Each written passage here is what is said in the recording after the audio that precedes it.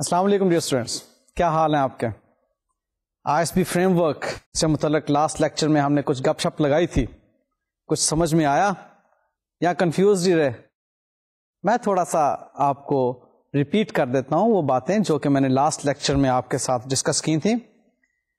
That was about I S B frame work, اور frame work کے بارے میں نے آپ کو کہا تھا کہ اکاؤنٹنگ اس فریم ورک سے باہر نہیں ہے. یہ فریم ورک اسسٹ کرتا ہے نئے اسٹینڈرڈز بنانے کے لیے اور پرانے جو اسٹینڈرڈز ہیں ان کو ریویو کرنے کے لیے. اور اس فریم ورک کی وجہ سے ہارمونائزیشن جو ہے وہ پروموٹ کی جاتی ہے among the different countries even, اور different بزنس اینٹیٹیز جو فائنینشیل اسٹیٹمنٹس بناتی ہیں وہ اسی I S B framework کے تحت بناتی ہیں. کچھ اصول اس I S B framework میں بتا دیے گئے جن کو ڈیویٹ نہیں کیا جا سکتا. ان میں سب سے پہلی بات جو میں نے آپ سے کہی تھی وہ یہ تھی کہ فائنینشیل اسٹیٹمنٹ کے 5 کمپوننٹس ہیں: balance sheet, income statement, statement of changes in equity, cash flow statement and notes. ان کے آبجیکٹیوز آپ کو بتا دیے تھے کہ بیلنس شیٹ جو ہے فائنینشیل پوزیشن معلوم کرنے کے لیے بنائی جاتی ہیں، income statement financial performance profitability کے لیے بنائی جاتی ہیں، statement of changes in equity ہمیں بتاتی ہیں کہ موومنٹ کیا ہے اونرز ایکویٹی کی آئٹمس میں، اور cash flow statement cash in flows اور آؤٹ فلوز کے بارے میں ہمیں بتاتی ہیں. اور نوٹس میں ہم سگنیفیکینٹ اکاؤنٹنگ پالیسیز کو دیکھتے ہیں اور کچھ ایکسپلینیٹری ڈسکلوجرز ہوتے ہیں جو کہ یوزرز کی انڈرسٹینڈیبلٹی کے لیے. اب میں یہ لفظ استعمال کر سکتا ہوں کیونکہ یہ لفظ میں نے آپ کو لاسٹ لیکچر میں بتا دیا. یوزرز کی انڈرسٹینڈیبلٹی کے لیے اور فائنینشیل اسٹیٹمنٹس کی کمپیریبلٹی کے لیے بہت ضروری ہوتے ہیں. اس کے بعد ہم نے 2 انڈرلائنگ ایزمپشنز پڑھی تھیں جو کہ I S B framework میں موجود ہیں. ایک ایکروول کانسیپٹ اور دوسرا گوئنگ کنسرن کانسیپٹ، کہ فائنینشیل اسٹیٹمنٹس میں ہم انکمز اور ایکسپینسز کو ایکروول کانسیپٹ کے مطابق میجر کریں گے، اور ہماری جو فائنینشیل اسٹیٹمنٹس بنائی جا رہی ہوں گی تو اینٹیٹی کے حوالے سے ہماری یہی ایک اسمپشن ہوگی کہ یہ گوئنگ کنسرن ہے. We have no intention to liquidate it or to significantly curtail its operations. یہ ہے گوئنگ کنسرن. اور پھر ہم نے جو اس I S B framework میں بات پڑھی تھی وہ تھی qualitative characteristics of financial statement. اس میں ہم نے ایک پہلی کوالٹی تھریش ہولڈ کوالٹی کے طور پر سیکھی تھی میٹیریلٹی، کہ اگر فائنینشیل انفارمیشن میٹیریل ہیں تب ہم آگے نیکسٹ کوالٹیز کی طرف چلیں گے، ادروائز نہیں. اممیٹیریل ہے تو کوئی بات نہیں، فائنینشیل اسٹیٹمنٹ میں پریزنٹ ہو رہی ہے، خیر ہے. لیکن اگر وہ انفارمیشن میٹیریل ہے تو اس کا ریلیونٹ ہونا بھی ضروری ہے، ریلائبل ہونا بھی ضروری ہے، اور اس انفارمیشن کی بیس پر بنائی گئی فائنینشیل اسٹیٹمنٹس کا کمپیریبل ہونا بھی ضروری ہے اور انڈرسٹینڈیبل ہونا بھی ضروری ہے. اور ریلیونسی کے بارے میں ہم نے سیکھا تھا کہ ریلیونٹ انفارمیشن وہ ہوگی جو یوزرز کو ڈیسیژن میکنگ میں ہیلپ کرے گی. اور کس طرح سے ہیلپ کرے گی؟ اس میں پریڈکٹیو رول بھی ہونا چاہیے اور کنفرمیٹیو رول بھی ہونا چاہیے. اور ریلائبلٹی کے ریفرنس میں ہم نے 5 باتیں دیکھی تھیں کہ اگر وہ موجود ہوں تو فائنینشیل انفارمیشن ریلائبل ہوگی. Faithful representation number 1، number 2 substance over form, number 3 اس کا نیوٹرل ہونا، اور نمبر 4 پروڈنس پر مبنی ہونا اس فائنینشیل انفارمیشن کا، اور نمبر 5 کمپلیٹ ہونا، کمپلیٹنس. ان کی ڈیٹیلز ہم لاسٹ لیکچر کے اندر ڈسکس کر چکے ہوئے ہیں. اور پھر جو فائنینشیل انفارمیشن کی پریزنٹیشن ہے وہ کب یوزفل ہوگی؟ جب وہ کمپیریبل ہوگی اور انڈرسٹینڈیبل ہوگی. کمپیریبل کب ہوگی؟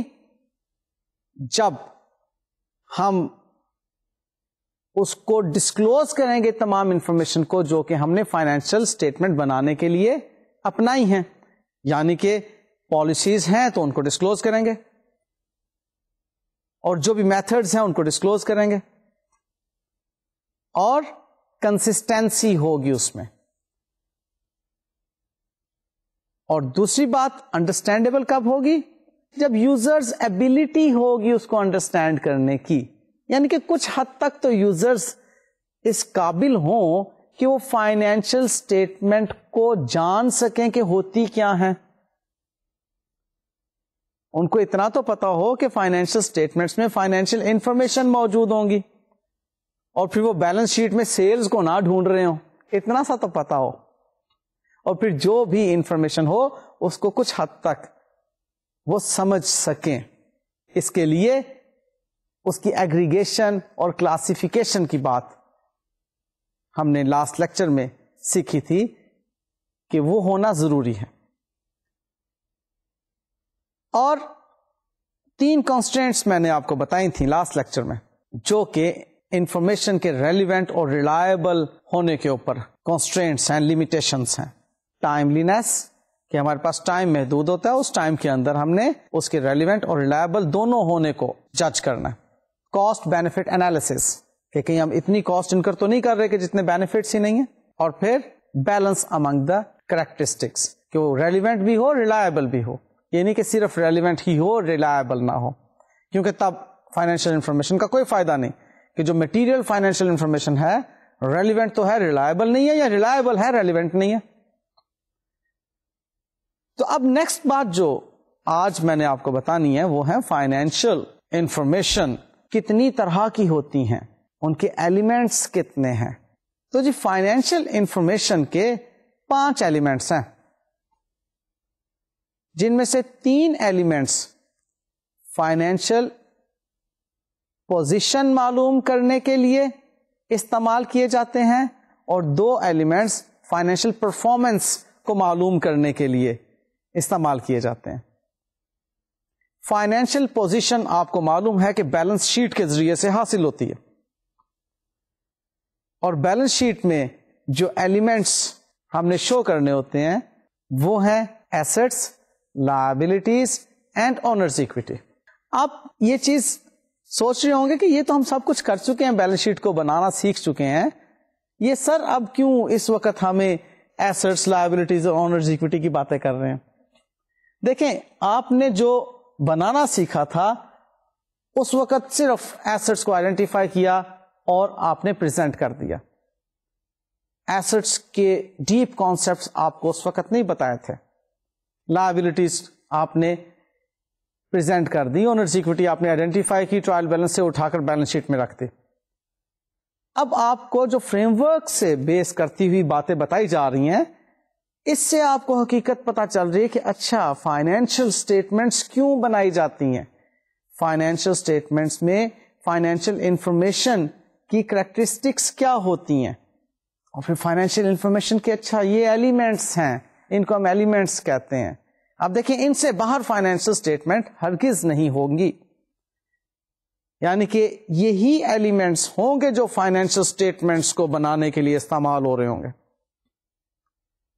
اب assets is equal to owners equity plus liability تو بچپن سے آپ سیکھے ہوئے ہیں, آپ کو معلوم ہے کہ ایسٹس برابر ہوتے ہیں اونرز ایکویٹی پلس لائبلٹی کے. تو آج اگر میں یہ بات کر رہا ہوں تو کوئی نئی بات تو نہیں کر رہا ہوں, لیکن آج میں نے یہ بات اس طرح سے کی کہ 3 ایلیمنٹس ہیں فائنینشیل انفارمیشن کے جو فائنینشیل پوزیشن معلوم کرنے کے لیے استعمال کیے جاتے ہیں. ان میں جو ایسٹس ہیں وہ ہمارے ریسورسز ہیں, اور جو اونرز ایکویٹی اینڈ لائبلٹی ہیں وہ سورس ہیں ہمارے لیے, سورس آف فائنینس ہیں, اور ایسٹس ہمارے لیے ریسورس ہیں جو سورس سے بنتے ہیں. اور وہ جو 2 ایلیمنٹس ہماری فائنینشیل پرفارمنس معلوم کرنے کے لیے استعمال ہوتے ہیں وہ ہیں انکمز اینڈ ایکسپینسز. انکمز اس سال کے دوران میں کتنے اکنامک بینیفٹس حاصل کیے جا چکے, ایکسپینسز اس سال کے دوران میں کتنے اکنامک بینیفٹس کا آؤٹ فلو ہوا. ان کی ڈیفینیشنز بالترتیب میں اب آپ کے سامنے رکھ رہا ہوں. سب سے پہلے ایسٹس کی بات کرتے ہیں. ایسٹس کے لیے 3 پوائنٹس دیکھ لیجئے. سب سے پہلی بات یہ کہ ایسٹ ہمارے لیے ریسورس ہے جو کہ ہماری اینٹیٹی کے کنٹرول میں. دوسری بات ایسٹ کی ڈیفینیشن میں ہم نے یہ سیکھنی ہے کہ یہ ارائزنگ فرام پاسٹ ایونٹ ہے. پاسٹ میں کوئی ایک ایسا ایونٹ ہوا جس کی وجہ سے یہ آج ہمارا ایسٹ ہے. اور تیسری بات اس کی ڈیفینیشن میں یہ ہے کہ اس ایسٹ کی وجہ سے پروبیبل ہے inflow of economic benefit future میں اس اینٹیٹی کے لیے. یہ 3 باتیں ہیں جی ایسٹ کی ڈیفینیشن میں. Number 1 resources in control of the entity. Number 2 it is arising from the past event. اور number 3 there is a probability of inflow of economic benefits to the entity in future. اب جو asset business entity کے control میں نہیں ہے اس کو ہم balance sheet میں نہیں شو کر سکتے. جیسے کہ آپ کو یاد ہوگا میں نے لاسٹ لیکچر میں ایک ایگزامپل کوٹ کی تھی کہ ایسٹ ہمارے نام پر موجود ہے, یعنی کہ ہماری اونرشپ میں ہے, لیکن اس ایسٹ کو ہم نے لیز پر دے دیا ہوا ہے کسی دوسری کمپنی کو. سپوزلی ہم لیزنگ کمپنی ہیں, ایسٹ ہمارے نام ہے لیکن اس ایسٹ کا اکنامک بینیفٹ کوئی اور اینٹیٹی حاصل کر رہی ہے, تو اس ایسٹ کو ہم اپنی بیلنس شیٹ میں تو شو نہیں کر سکتے نا. ایسٹ کا ہمارے کنٹرول میں ہونا ضروری ہے. ریسورسز اسے کہتے ہیں جو کہ یوٹیلائز ہوں اور اینٹیٹی کو پروفٹس دیں یا اینٹیٹی کو اکنامک بینیفٹس دیں, ان کو کہتے ہیں ریسورسز. یا اینٹیٹی کے لیے آسان الفاظ میں پروفٹ جنریٹ کرنے میں معاون ہوں, اسسٹ کر رہے ہوں, ان کو کہتے ہیں ریسورسز. اب آپ ایک آفس میں فرنیچر دیکھتے ہیں, آپ کہتے ہیں جی یہ فرنیچر یہ کیسے بزنس کو پروفٹس دلوا رہا ہے. دیکھیے اس فرنیچر کو یوز کر رہی ہے ایڈمنسٹریشن, اور وہ ایڈمنسٹریشن کام کر رہی ہے اس بزنس کے لیے. اگر وہ ایڈمنسٹریشن اس انوائرمنٹ میں اس بزنس کے لیے کام نہیں کرے گی تو وہ بزنس اس طرح سے پروفٹس نہیں کما سکے گا. لہذا ایڈمنسٹریشن میں جو فرنیچر استعمال ہو رہا ہے وہ ایسٹ ہے, اس اینٹیٹی کے کنٹرول میں ہے. Resources in control of the entity. ٹھیک ہے. اب اگلی بات arising from the past event, کہ ہم نے پاسٹ میں کوئی ایسی ٹرانزیکشن کی جس کی وجہ سے آج رپورٹنگ ڈیٹ پر وہ ہمارے کنٹرول میں ہے اور ہم اس سے یہ پروبیبلٹی رکھتے ہیں کہ فیوچر میں اکنامک بینیفٹ کا انفلو ہوگا. تو پاسٹ کی ٹرانزیکشن ہمارے پاس اس ایسٹ کے ہونے کی وجہ ہے. اور نیکسٹ بات اس ڈیفینیشن میں جو ہے پروبیبلٹی کی. پروبیبلٹی کہتے ہیں جب کسی بات کے ہونے کے چانسز نہ ہونے سے زیادہ ہوں, اس کو کہتے ہیں پروبیبلٹی. اکاؤنٹنگ میں ہم پروبیبلٹی کو کہتے ہیں it is more likely than not, کہ اس کے ہونے کے چانسز نہ ہونے سے زیادہ ہیں اس لیے پروبیبل ہے. تو ایسٹ کے لیے ہم یہ دیکھتے ہیں کہ کیا پروبیبل ہے, کیا اس کے چانسز ہونے کے زیادہ ہیں کہ فیوچر میں اکنامک بینیفٹ ہوگا اس ایسٹ کے استعمال کی وجہ سے اس بزنس اینٹیٹی کو. اف یس تو وہ ایسٹ ہے.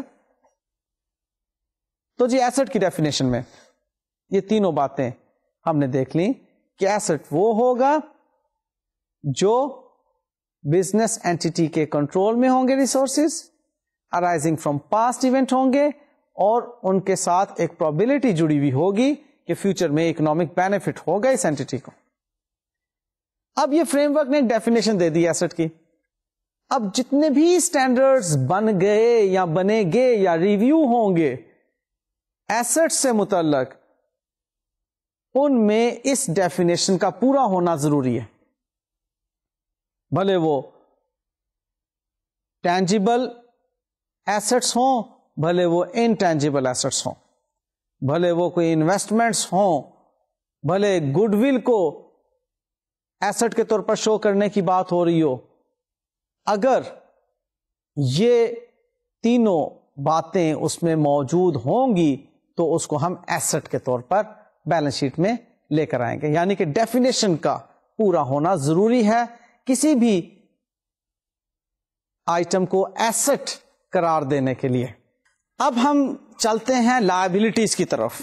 And you know very well کہ liability is the second element which is used to know the financial position of an entity.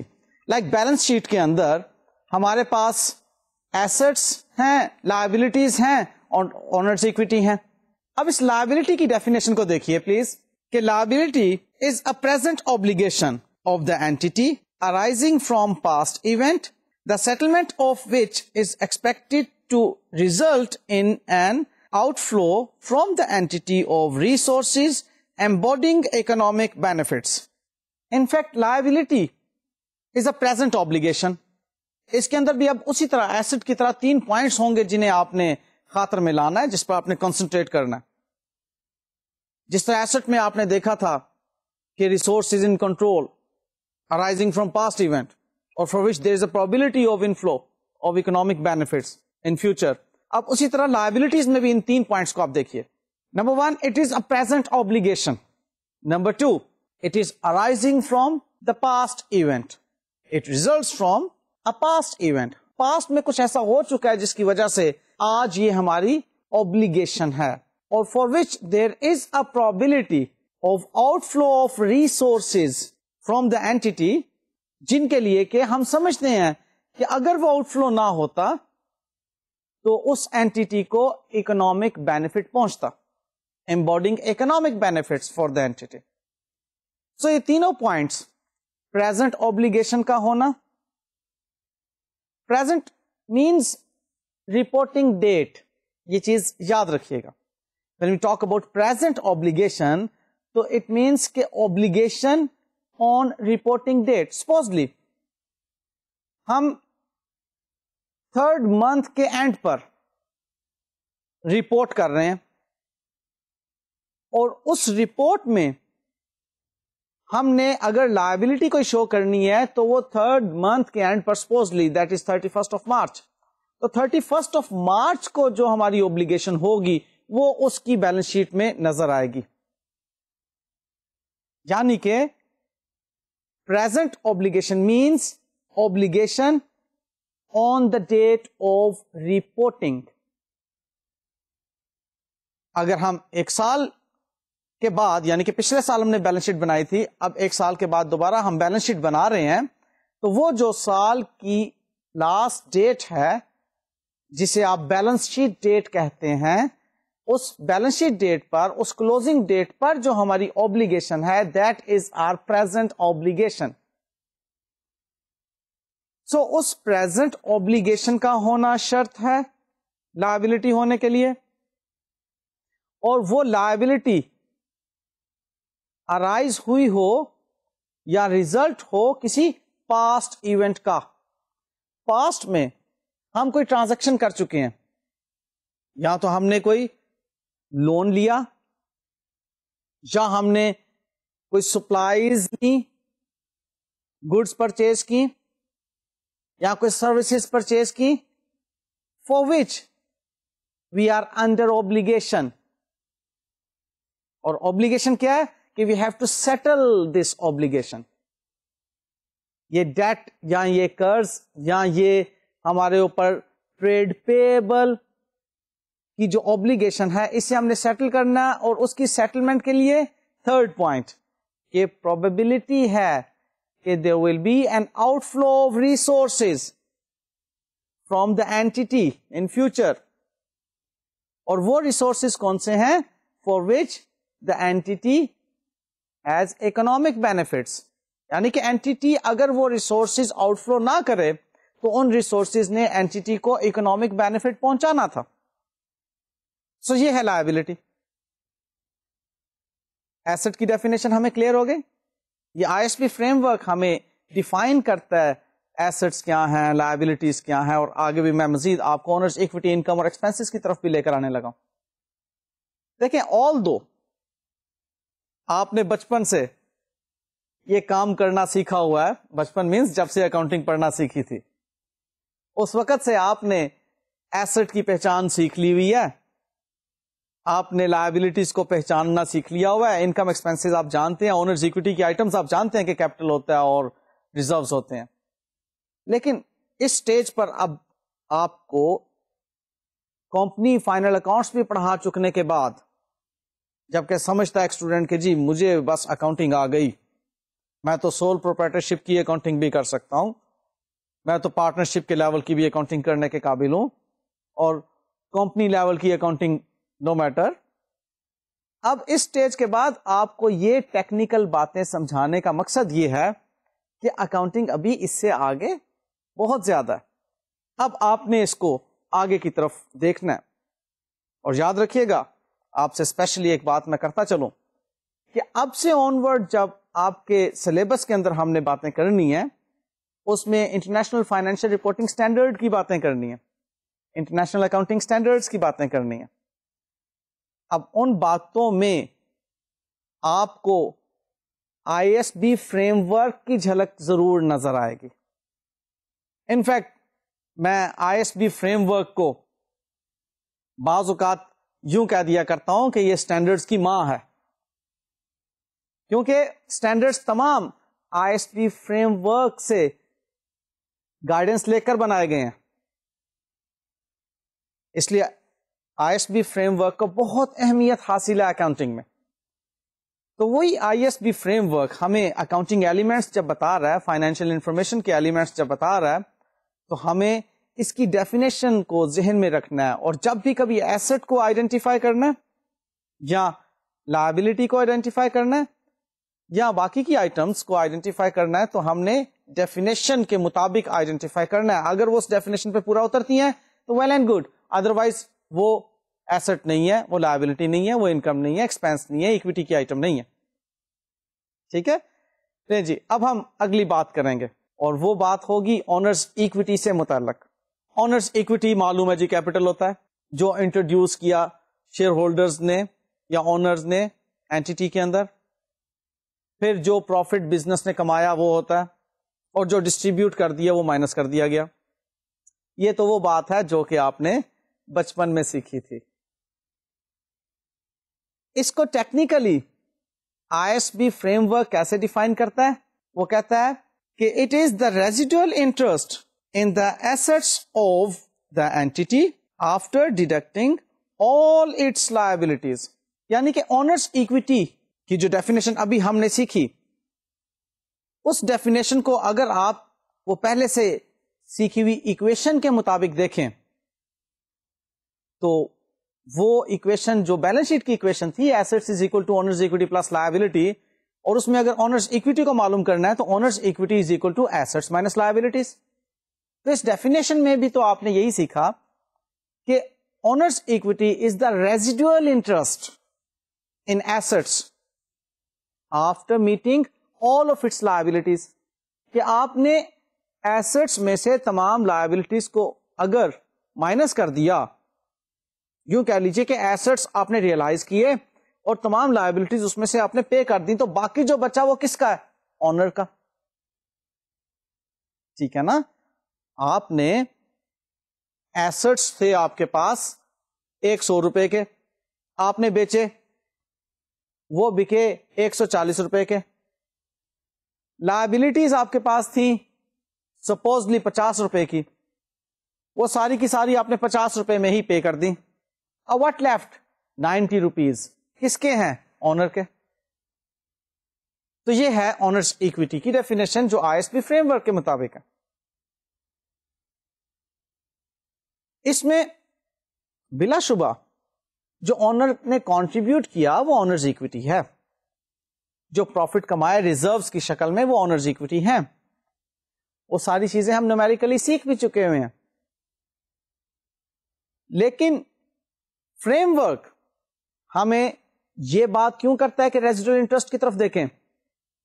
اس لیے کہ الٹیمیٹلی آنرز ایکویٹی کو آپ نے لیکویڈیشن کے وقت پر دیکھنا ہوتا ہے کہ اب اونر کا اس کے اندر کیا اسٹیک ہے سب کچھ پے کر چکنے کے بعد. اور اگر آپ اس کو بیلنس شیٹ ڈیٹ پر, رپورٹنگ ڈیٹ پر بھی دیکھیں تو جو آپ نے ایسٹس اور لائبلٹیز جس ویلیو پر اسٹیٹ کیے ہوئے ہیں, شو کیے ہوئے ہیں, پریزنٹ کیے ہوئے ہیں, اس میں سے ان ایسٹس کو اور لائبلٹیز کو نیٹ آف کر لیں تو یو گیٹ اونرز اکویٹی. تو ڈیفینیشن بڑی سمپل ہے اونرز اکویٹی کی. نہیں جی, نیکسٹ ہم بات کرتے ہیں اب انکم کی. انکم کے بارے میں آپ یہ ذہن میں رکھیے گا کہ انکم میں ریونیو بھی آ جاتا ہے اور گینز بھی آ جاتی ہیں. ریونیو مینس کہ یہ ہمیں سیلز آف گڈ سے حاصل ہوتا ہے, یا سیلز آف سروسز سے حاصل ہوتا ہے, یا ریٹرن آن انویسٹمنٹ سے حاصل ہوتا ہے. اور گین اینٹی کو حاصل ہوتی ہے دو ذرائع سے, یا تو by selling its assets at an amount which is greater than its book value, تو جو بچت وہ گین, اور یا پھر by settlement of its liabilities at an amount that is lesser than its book value. اب اگین یہاں پر بھی جو بچت ہے وہ گین ہے, لائک ڈسکاؤنٹ ریسیو کرتے ہیں آپ, جو آپ اپنے کریڈیٹرز کو پے کر رہے ہیں, ان کریڈیٹرز کو پیمنٹ کے وقت آپ کچھ رقم کم پے کرتے ہیں بیسڈ آن سیٹلمنٹ ٹرمز. آپ نے سیٹلمنٹ ٹرمز یہ طے کی ہوئی ہیں کہ جی ہم اگر ود ان 10 days پیمنٹ کر دیں گے تو آپ ہمیں 5% ڈسکاؤنٹ دیں گے. اب وہ لائبلٹی تو آپ کی اسٹیبلش ہو چکی ہوئی تھی پہلے, اب ود ان 10 days اگر آپ اس کی پیمنٹ کر رہے ہیں تو اس کی بک ویلیو سے کم آپ رقم پر سیٹل کر رہے ہیں اس لائبلٹی کو, تو وہ آپ کی گین. تو انکم میں آپ نے ریونیو اور گین دونوں کو پہچاننا ہے. In a way income comprises of revenues and gains. Revenues کے بارے میں نے آپ کو کیا بتایا کہ سیلز آف گڈ سے حاصل ہوتی ہیں, سیلز آف سروسز سے, اور ریٹرن آن انویسٹمنٹ سے. اور گین ایسٹ کو بیچا, اس کی جو قیمت ہمیں نظر آ رہی تھی بکس میں اس سے زائد قیمت پر, تو profit on disposal of asset is or gain, ultimately income. اور لائبلٹی کو سیٹل کیا جو اس کی ایک اماؤنٹ ہمیں بکس میں نظر آ رہی ہے اس سے کم رقم پر, تو یہ بھی گین ہے, لائک ڈسکاؤنٹ ریسیوڈ. اس کی ڈیفینیشن بھی ہم دیکھ لیتے ہیں انکمس کی. Increases in economic benefits during the accounting period in the form of inflows or enhancements of assets or decreases of liabilities that result in increases in equity other than those relating to contribution from equity participants. Income کے بارے میں frame work جو ہمیں definition پیش کرتا ہے وہ آپ نے ابھی دیکھ لی کہ یہ انکریز ہے ایک اکاؤنٹنگ پیریڈ میں اکنامک بینیفٹس کی because of increase in assets یا ڈیکریز ان لائبلٹیز. اور انکریز ان ایسٹ کے ساتھ ایک اور بات بھی بتائی گئی, انہینسمنٹ آف ایسٹس, اور ساتھ ایک شرط اس پر عائد کر دی گئی کہ یہ انکریز ان ایسٹس یا ڈیکریز ان لائبلٹیز جو ہوں گی ان کی بنا پر اونرز ایکوٹی میں اضافہ ضروری ہے, اور وہ اونرز ایکوٹی میں اضافہ ادروائز ہونا چاہیے contribution from the share holders. بات تھوڑی سی پیچیدہ ہوگی, میں اس کو بھی کلیئر کرتا ہوں. آپ دیکھتے ہیں کہ ایسٹ میں increase, for example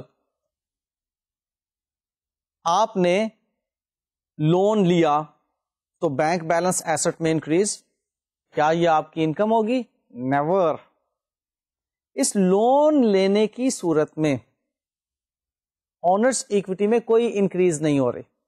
us definition یہ بات آپ کو کلیئر کی ہے کہ اس انکریز ان ایسٹ کی وجہ سے الٹیمیٹلی آپ کی آنرس ایکوٹی میں انکریز ضروری ہے.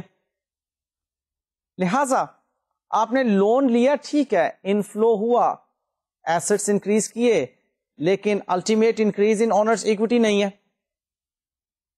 اچھا, آپ دوسری طرف دیکھ لیتے ہیں کہ آنرس ایکوٹی میں انکریز اگر شیئر کیپٹل ایشو کرنے کی وجہ سے ہوتی ہے, دوسری طرف ایسٹ بینک بیلنس بھی انکریز کرتا ہے, تو کیا یہ انکم ہوگی؟ نہیں, کیونکہ اگین اس ڈیفینیشن نے ایک پابندی عائد کر دی, ایک ریسٹرکشن لگا دی کہ وہ جو آنرس ایکوٹی میں انکریز ہوگی وہ because of the contribution from the share holders نہیں ہوگی. اب آپ دیکھیے باقی کی جو انکم کی باتیں ہیں. جب آپ گڈس سیل کرتے ہیں تو آپ کے ایسٹس انکریز کرتے ہیں, کیش پر چیزیں سیل کریں, بینک بیلنس انکریز ہوا. اب اس انکریز کی وجہ سے الٹیمیٹلی آپ کی آنرس ایکوٹی انکریز ہوتی ہے. کیسے؟ گڈس سیل کریں گے, سیلز انکم انکریز ہوں گی, سیلز انکم انکریز ہوں گی, آپ کے پروفٹس انکریز ہوں گے, پروفٹس انکریز ہوں گے, الٹیمیٹلی آپ کی آنرس ایکوٹی انکریز ہوگی. Profit becomes part of owners equity. بات کو فالو کیا نا آپ نے؟ ریپیٹ کیے دیتا ہوں. آپ نے جب گڈس سیل کی یا آپ نے سروسز سیل کی, چلیں آپ دوسری ایگزامپل کے ذریعے سے ریپیٹ کرتا ہوں. آپ نے سروسز سیل کی, سروسز سیل کر کے کیش پر اگر سیل کی تو بینک بیلنس انکریز ہوا, ادھار پر اگر سیل کی تو ڈیٹرز ٹریڈ ریسیویبلز انکریز ہوئے. اب وہ جو ٹریڈ ریسیویبلز آپ کے انکریز ہو رہے ہیں یا ڈیٹرز انکریز ہو رہے ہیں, دیز آر یور ایسٹس. تو اس ڈیفینیشن کی ایک شرط تو پوری ہوگی کہ ایسٹس میں انکریز ہونا چاہیے, ہوگی جی انکریز. اور دوسری بات کہ اس انکریز کی وجہ سے آنرس ایکوٹی انکریز کرنی چاہیے. تو جناب وہ ریسیویبلز میں انکریز کے اگینسٹ ہماری سیلز انکم انکریز کر رہی ہیں. سیلز انکم انکریز کریں گی تو ہمارے پروفٹس انکریز کریں گے, پروفٹس انکریز کریں گے تو الٹیمیٹلی ہماری آنرس ایکوٹی انکریز کرے گی. کلیئر ہو رہا کانسیپٹ؟ مشکل تو نہیں لگ رہا؟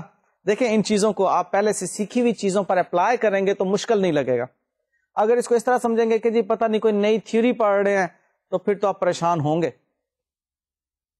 یہ نئی تھیوری نہیں ہے, پہلے سے جو آپ سیکھ چکے ہیں اس کے بارے میں ISB فریم ورک کی باتیں میں آپ کو بتا رہا ہوں, آسان لگنا چاہیے آپ کو. نیکسٹ ہم بات کرتے ہیں ایکسپینسز کی. ایکسپینسز کے بارے میں ایک چھوٹی سی ڈیفینیشن جو نارملی بول دی جاتی ہے وہ ہے it is the expenditure which expires during the accounting period. Expense وہ ہے جو cost during the year expire ہو گئی, یعنی کہ جس کے اکنامک بینیفٹس حاصل کر لیے,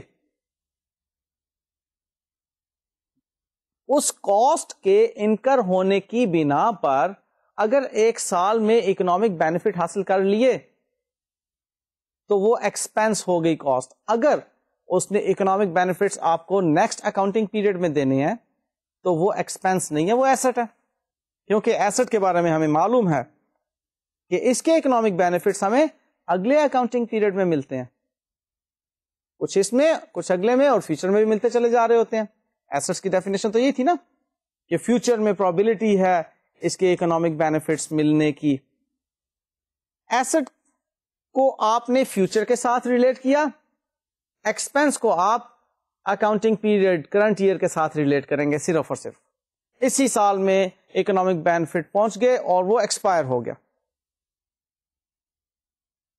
اس میں لاسز بھی آ جاتے ہیں, جیسا کہ ہم نے ادھر انکم میں گینز کو دیکھا تھا. ایکسپینس میں لاسز آ جاتے ہیں. اب لاسز کیا ہیں؟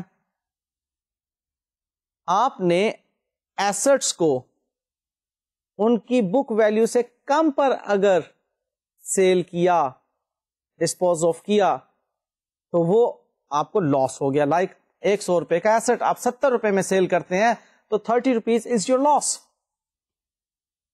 اور اسی طرح سے آپ نے اپنی لائبلٹی کو اس کی بک ویلیو سے زائد رقم پر اگر سیٹل کیا تو بھی آپ کو لاس ہو گیا. اگر کسی بھی وجہ کی بنا پر آپ کو لائبلٹی زائد رقم پر سیٹل کرنا پڑ رہی ہے تو دیٹ زائد رقم از یور لاس. فالو کر رہے ہو؟ وہ اماؤنٹ لاس ہے آپ کی اور لاس از یور ایکسپینس. اسے ایکسپینس میں ہی گروپ کرتے ہیں ہم. آئیے جی اب ہم دیکھتے ہیں کہ I S B frame work کس طرح سے ایکسپینس کو ڈیفائن کرتا ہے. Decreases in economic benefits during the accounting period in the form of outflows or depletions of assets or incurrence of liabilities that result in decrease in equity other than those relating to distribution to equity participants. یعنی کہ expenses کے against economic benefits کی decrease ہے assets کی decrease کے against. یعنی کہ وہ ایسٹس نے جتنا اکنامک بینیفٹ دینا تھا دے دیا. فار ایگزامپل آپ ڈیپریسیشن کو دیکھیے کہ ڈیپریسیشن کیا ہے. ایک ایسٹ کو ہم نے اس کی یوزفل لائف میں سے 1 سال کے برابر استعمال کر لیا. اب اس کے 1 سال کے برابر جتنے اکنامک بینیفٹس تھے وہ حاصل کر چکے. اس کے اکنامک بینیفٹس مل گئے نا ہمیں, تو جتنے اکنامک بینیفٹس تھے وہ اکنامک بینیفٹس ڈیکریز ہو گئے because of decrease in asset. اب وہ ڈیکریز ان ایسٹ ہمارے لیے ایکسپینس ہونے کا باعث بن رہی ہے. شرط کیا ہے کہ اس ڈیکریز کی وجہ سے اونرز ایکوٹی میں ڈیکریز ہونی چاہیے. اب ڈیکریز ان ایسٹ بعض اوقات اونرز ایکوٹی میں ڈیکریز کا باعث نہیں بھی بنتی. فار ایگزامپل آپ نے کسی کو لون دیا ہوا تھا, وہ لون ریسیو ہو گیا, یا ڈیٹرز ٹریڈ ریسیویبلس تھے انہوں نے کیش آپ کو دے دیا. اب بتائیے ڈیٹر سے کیش ریسیو کرنے کے اگینسٹ اونرز ایکوٹی میں تو کوئی ڈیکریز نہیں ہے نا. یا لون دیا ہوا تھا وہ لون ریسیو ہو گیا, اونرز ایکوٹی میں کوئی ڈیکریز نہیں ہے. آپ نے کچھ انویسٹمنٹس پرچیز کی ہوئی تھیں, وہ انویسٹمنٹس آپ نے بیچ دی, وہ انویسٹمنٹ ایسٹ کم ہو گیا, آپ کے ایسٹ میں کمی کے اگینسٹ اونرز ایکوٹی میں کوئی ڈیکریز نہیں آئی. لیکن ایکسپینس کے اگینسٹ اگر آپ کے ایسٹ میں کمی آتی ہے, جیسا کہ میں نے ڈیپریسیشن کی ایک ایگزامپل دی, تو آپ کی اونرز ایکوٹی کیسے ڈیکریز کرتی ہے وہ دیکھیے. آپ کا وہ ایکسپینس آپ کی انکمز میں کمی کا باعث بن رہا ہے, in a way profit decrease کر رہا ہے. اگر وہ ایکسپینس ہم انکم میں سے مائنس نہ کرتے تو پروفٹ ہمارا زیادہ ہوتا. ایکسپینس کو انکم میں سے مائنس کیا, پروفٹ کم ہو گیا. پروفٹ کم ہونے کا مطلب الٹیمیٹلی آپ کی اونرز ایکوٹی کم ہو گئی نا, کیونکہ آپ اگر اس ایکسپینس کو انکم میں سے مائنس نہ کرتے تو وہ پروفٹ اونرز ایکوٹی میں شامل ہونا تھا. اب وہ پروفٹ اونرز ایکوٹی میں شامل کم رقم سے ہو رہا ہے تو اونرز ایکوٹی آپ کی ڈیکریز کر گئی. اور یہ جو ڈیکریز ان اونرز ایکوٹی ہے because of distribution to shareholders یا اونرز نہیں ہے. دیکھو ایک decrease in owners equity because of dividend بھی ہوتی ہے کہ آپ نے پروفٹ معلوم کرنے کے بعد ڈیویڈینڈ پے کیا شیئر ہولڈرز کو, یا ڈرائنگز دی پروپرائٹر کو یا پارٹنر کو, اس کی وجہ سے بھی اونرز ایکوٹی ڈیکریز کرتی ہے. لیکن وہ ڈیویڈینڈ یا ڈرائنگز ایکسپینس نہیں ہیں, یاد رکھیے گا, کیونکہ وہ ڈیویڈینڈ یا ڈرائنگز ہم ایکوٹی پارٹیسپینٹس کو لوٹا رہے ہیں یا ادا کر رہے ہیں. تو اس ڈیفینیشن نے یہاں پر یہ بات کلیئر کر دی کہ ڈرائنگز یا ڈیویڈینڈز ایکسپینس نہیں ہیں, جو چیز شیئر ہولڈر کو یا ایکوٹی پارٹیسپینٹس کو ڈسٹریبیوشن کی شکل میں دی جاتی ہے وہ ایکسپینس نہیں ہے. اب ایکسپینس کے بارے میں ایک اور بات بھی تھی کہ اس کی وجہ سے لائبلٹی انکریز کرتی ہے. ایکسپینس کی وجہ سے لائبلٹی, اگر آپ نے ادھار پر کوئی ایکسپینس کیا ہوگا, ایکسپینسز پیبل ہیں, جیسے کہ آپ نے ایکروڈ ایکسپینسز پڑے ہوئے ہیں, اس میں سیلری پیبل ایک طرف سیلری ایکسپینس بن رہا ہے, دوسری طرف لائبلٹی بن رہی ہے, تو وہ بھی تو انکریز ان لائبلٹی ہے ایکسپینس کی وجہ سے, اور ultimately decrease in owners equity, کیونکہ ادھر سے ایکسپینس آپ کا ڈیبٹ ہوا ہے. تو جناب یہ چند ایک ٹیکنیکل باتیں تھیں 5 ایلیمنٹس آف فائنینشیل انفارمیشن کی ڈیفینیشنز کے بارے میں. اب ہمیں ان 5 ایلیمنٹس کی پہچان ہو گئی اس ISB فریم ورک کے تحت ٹیکنیکل بنیادوں پر. اب بات کو میں آگے بڑھاتا ہوں. ISB فریم ورک ہمیں ان ایلیمنٹس کو ریکگنائز کرنے کا کرائٹیریا بھی بتاتا ہے کہ کب ہم نے کسی آئٹم کو ایسٹ کے طور پر بیلنس شیٹ میں شو کرنا ہے. ریکگنائز کرنے کا یہی مطلب ہوتا ہے کہ ہم نے اس کو کیا حیثیت دینی ہے, اس کو کیسے پہچاننا ہے, ہم نے بیلنس شیٹ میں پہچاننا ہے یا ہم نے اس کو انکم اسٹیٹمنٹ میں پہچاننا ہے. کسی بھی آئٹم کو ہم نے کیوں ایسٹ قرار دینا ہے, کسی بھی آئٹم کو کیوں لائبلٹی قرار دینا ہے, کسی بھی آئٹم کو کیوں انکم یا ایکسپینس قرار دینا ہے یا ایکویٹی آئٹم قرار دینا ہے. اس کے لیے کچھ کرائٹیریا ہیں. پہلی بات یہ کہ وہ ڈیفینیشن کو میٹ کرتا ہو. اب اگر وہ ڈیفینیشن کو میٹ کر گیا تو اس کے بعد دیکھیں گے کہ کیا پرابیلٹی ہے کہ فیوچر میں benefit associated with the item will flow to or from the entity. اور تیسری بات کہ کیا اس آئٹم کی کاسٹ یا value can be measured reliably. یعنی کہ اب ہمیں ان 5 ایلیمنٹس کو بیلنس شیٹ میں یا انکم اسٹیٹمنٹ میں انکارپوریٹ کرنے کے لیے یہ 2 شرائط پورا کرنا ہوں گی. اگر وہ 2 شرائط پوری کرتے ہیں تو ٹھیک ہے. ان 2 سے پہلے ایک تھریش ہولڈ کنڈیشن ہے کہ وہ ڈیفینیشن میٹ کرتی ہو آئٹم. اب ڈیفینیشن میٹ کر لی, اس کے بعد دیکھیں گے کہ کیا پرابیلٹی ہے اس کے اکنامک بینیفٹس کے انفلو ہونے کی یا آؤٹ فلو کی. ایک تو یہ, اور دوسری بات یہ کہ کیا ہم اس کی کاسٹ کو یا ویلیو کو ریلائبلی میئر کر سکتے ہیں. اب پرابیلٹی آف انفلو یا آؤٹ فلو, اس پر ہم بات چیت کر چکے ہیں ایسٹ کی ڈیفینیشن میں بھی اور لائبلٹی کی ڈیفینیشن میں بھی اور انکم ایکسپینسز وغیرہ میں بھی. اور ریلائبل میجرمنٹ, اس کے بارے میں بھی آپ کو میں ISB فریم ورک کے لاسٹ لیکچر کے اندر ڈسکس کر چکا ہوں کہ کیسے فائنینشیل انفارمیشن ریلائبل ہوتی ہیں. تو اگر یہ دونوں شرائط پوری ہو رہی ہیں تو ہم اس کو ریکگنائز کر لیں گے ایسٹ کے طور پر یا لائبلٹی کے طور پر یا انکم کے طور پر یا ایکسپینس کے طور پر.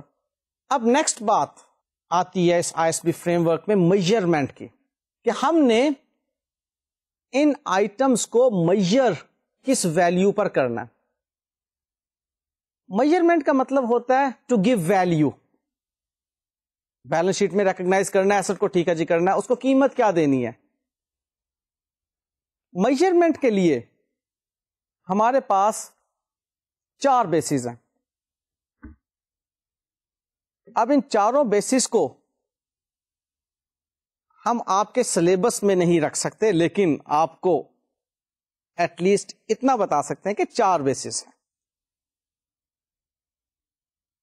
ان کو ڈیپ ڈیٹیلز میں نہیں لے کر جاؤں گا, یہ پہلے میں آپ کا ذہن بنا رہا ہوں. جو 4 بیسز ہیں اس میں number 1 historical cost, number 2 current cost, number 3 realisable value and number 4 present value.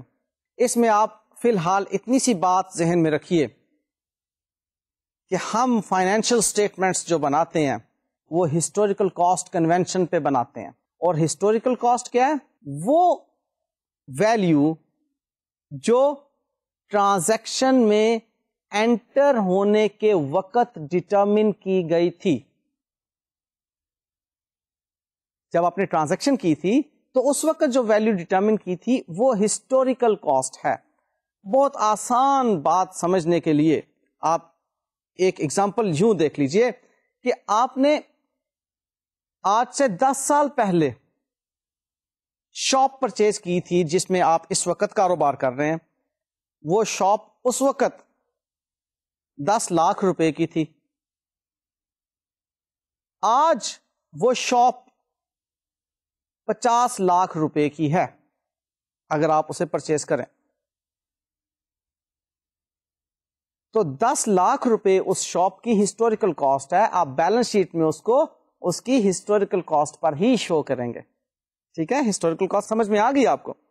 وہ جو 50 لاکھ روپے ہیں وہ کرنٹ کاسٹ ہے کہ آج اگر یہی شاپ پرچیز کرنا پڑے تو 50 لاکھ روپے میں پرچیز کی جا سکے گی. ٹھیک ہے, زیادہ آپ نے جس چیز کی طرف توجہ دینی ہے وہ ہے ہسٹوریکل کاسٹ, کیونکہ آپ کے سلیبس کے مطابق آپ کو ہسٹوریکل کاسٹ کنونشن معلوم ہونا چاہیے.